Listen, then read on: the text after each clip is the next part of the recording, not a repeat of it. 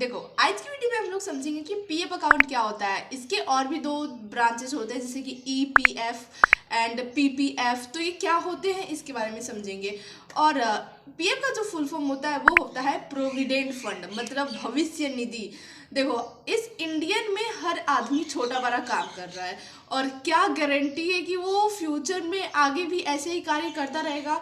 कब उसको उस हेल्थ से रिलेटेड क्या दिक्कत आ जाएगी या फिर आफ्टर 16 एज वो रिटायर हो जाएगा। तो ये सब को देखते हुए सरकार ने बनाया है पीएफ अकाउंट। ये क्या होता है आप ऐसे समझिए कि देखिए कोरोना में मतलब कई आदमी ऐसे थे जो कि अपना जॉब छोड़ बैठा था। तो उस टाइम पे उसके पास पैसे कहाँ से आ रहे थे?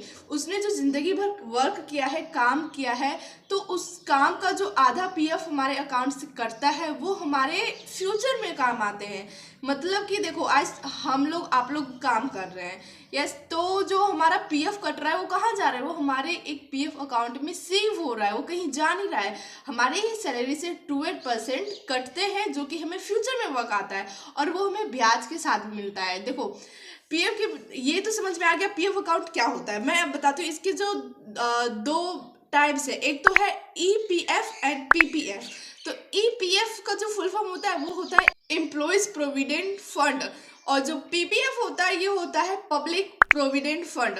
सो एपीएफ बना है वो बना है जो हर एक फैक्ट्री में, कंपनी में जो एम्प्लॉयज वर्क कर रहे हैं उसके पीएफ से जो पैसे कटते हैं, ठीक है, वो उसके लिए है। और इसमें जो है उसके खुद के ही सैलरी से पीएफ कटते हैं 12% और उसको जब रिटायर हो जाता है या फिर कंपनी से वो किसी कारण की वजह से काम नहीं कर रहा है, अब उसका बंद हो गया है, तो वो जो जितना पीएफ उसके अकाउंट में जमा हुआ है तो वो बाद में यूज कर सकता है, ठीक है। और उसको ब्याज के साथ भी मिलेगी, 7-8% उसको ब्याज मिलेगी। अगर हम बात करें पीपीएफ में तो इसमें ब्याज मिलता है 6 to 7%, मतलब इससे 1% कम मिलता है हमारे पीपीएफ में।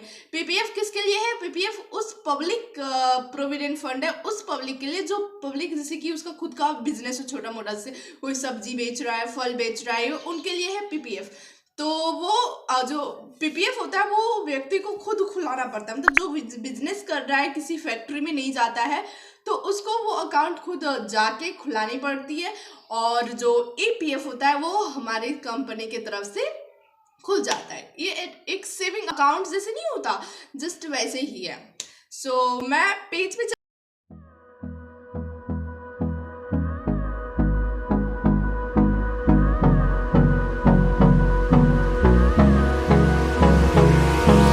Hold me close till I get up.